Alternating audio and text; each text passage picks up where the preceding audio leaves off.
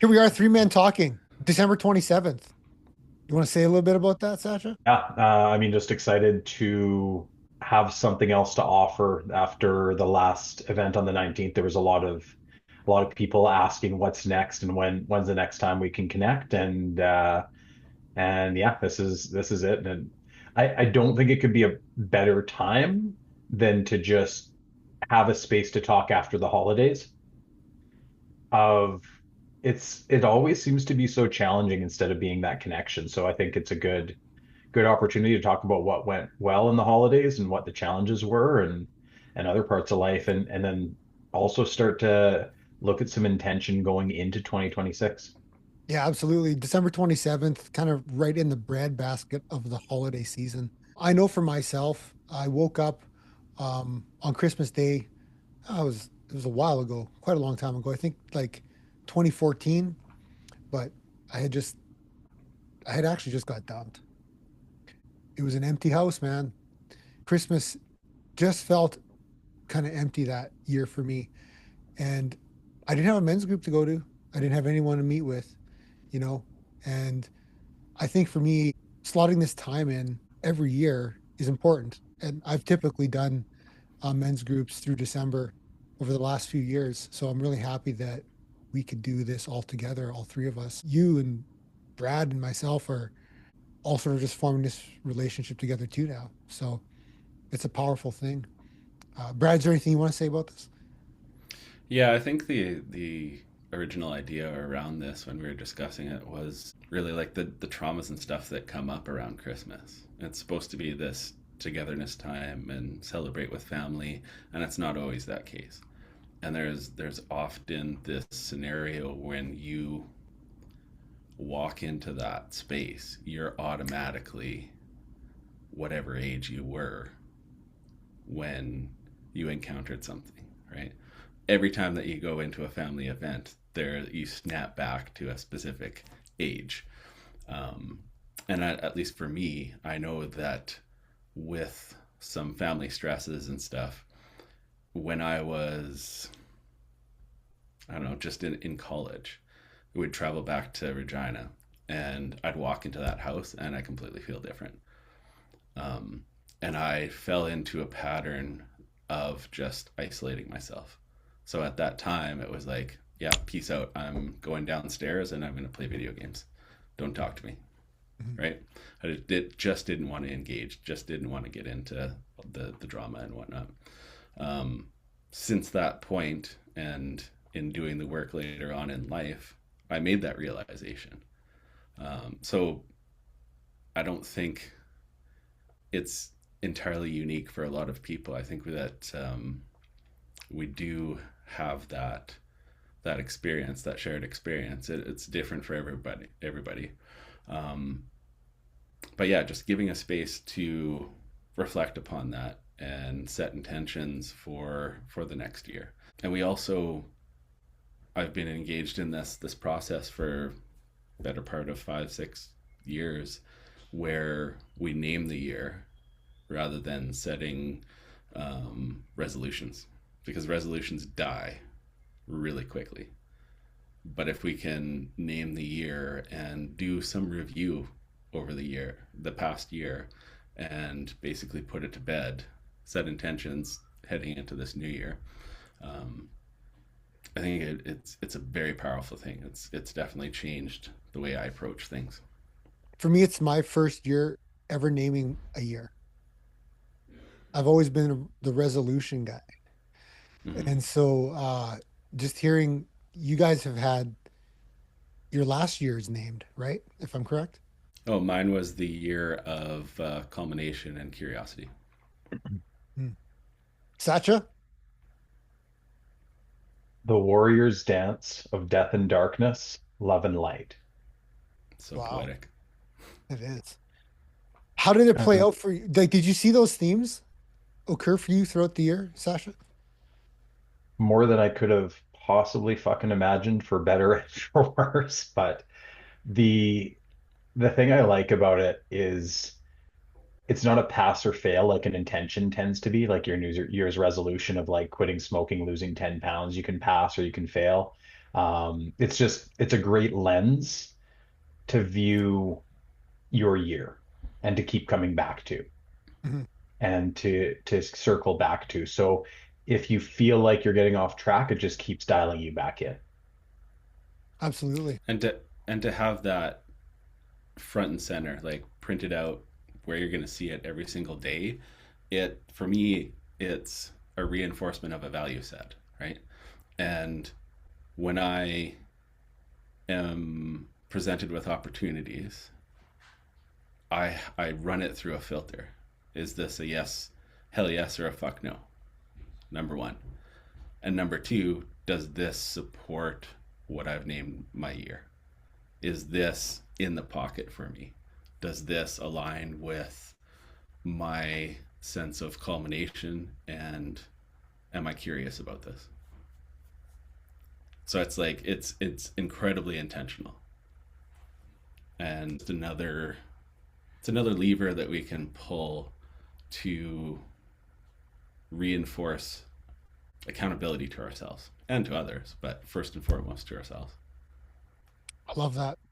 I love that. I love the authenticity of actually being able to choose what your year is going to be. It's kind of like choose your adventure. What else can men look forward to in coming to this? More authentic connection and just a space to open up and share. Mhm.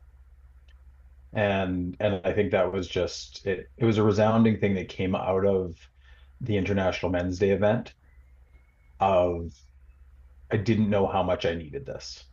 And I also didn't know that this is what I needed. Yeah. But there's, as we all know at this point, something powerful happens when we intentionally come together as men, not just to hang out and eat nachos and watch the game, which is cool too, but when we come together intentionally to do the work. Yeah. I always seem to see a fire ignite when men gather. And on the outset, you might not think much is going to happen. Or, hey, I don't really have too much to say. It's just the holiday season, anyways. It's usually like this every year for me. Um, and you know what? If you feel a draw to come, listen to that because there's something there waiting for you. And I really saw my life start to shift when I started sitting with other men because there's just something powerful about sitting with other men and being able to be held in their counsel, being able to speak what you have going on inside of you, seeing men listen.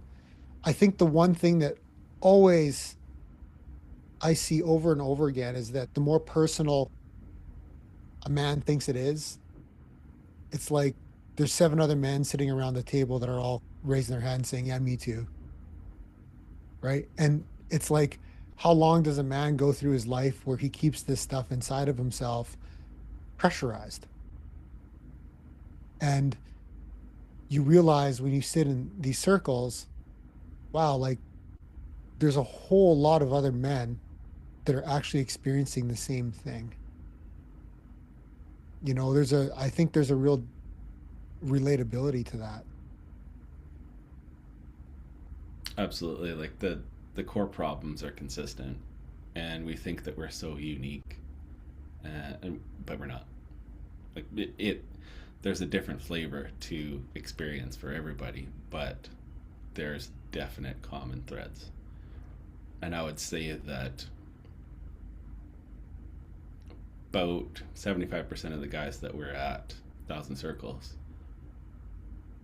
they were newbies, Yeah. right? They haven't experienced this before. And they may not know that the conversation needs to continue. And this journey, getting into men's work, getting into personal development, any of that stuff, it's part of our hero's journey.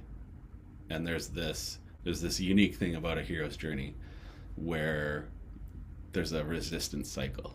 You might stick your toe in the water a little bit, wait around, um, experience it, but then there is that draw, there is that heart whisper, there is that push And I don't want to see guys hit rock bottom and then reach out.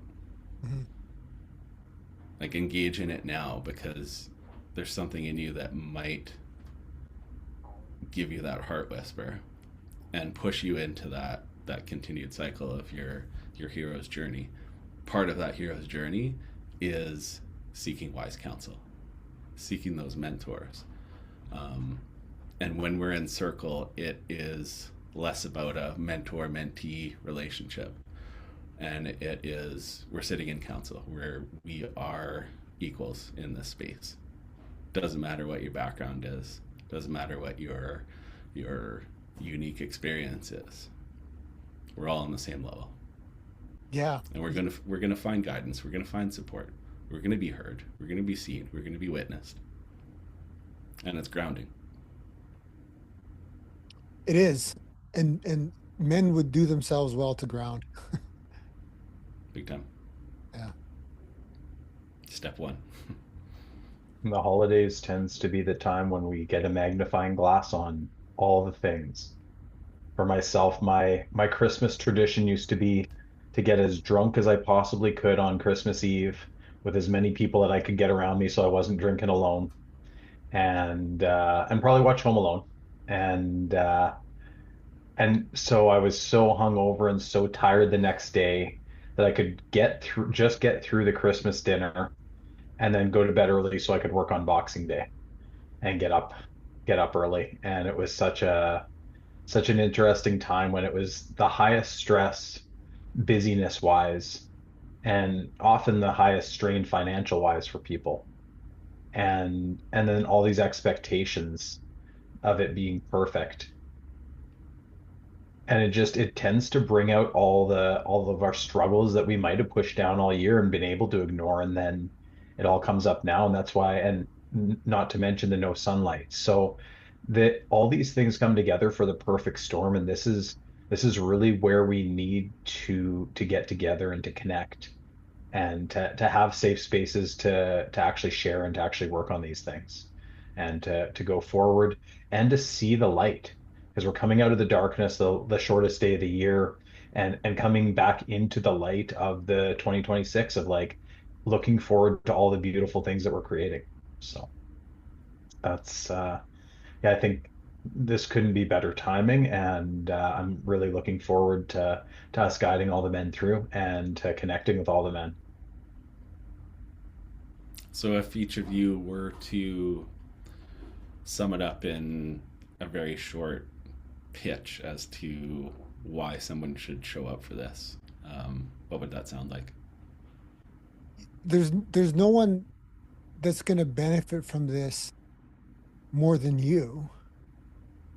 Uh, because this isn't about us three guys talking. It's about them talking. We're creating this container for men to come into, to enter into for them. And and not only is nobody more deserving of yourself than you, but at the exact same time, the people around you benefit from you doing work on yourself. Like the impact is so great. And I think that's what is really missed by a lot of people, right? It's just like, oh, do I have to go and do this work on myself? Well, I think maybe the misunderstanding is what you think the work is in the first place. And if you actually if you saw the arc of what that work looked like by just sitting with men gathering over the course of a year, you would really be hard pressed to wonder why you avoided this for so long in the first place.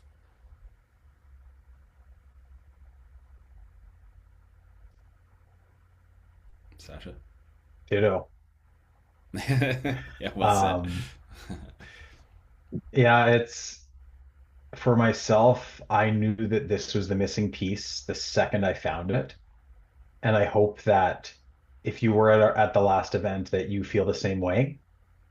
And if you weren't at the last event, you just need to show up in a circle, do this for yourself.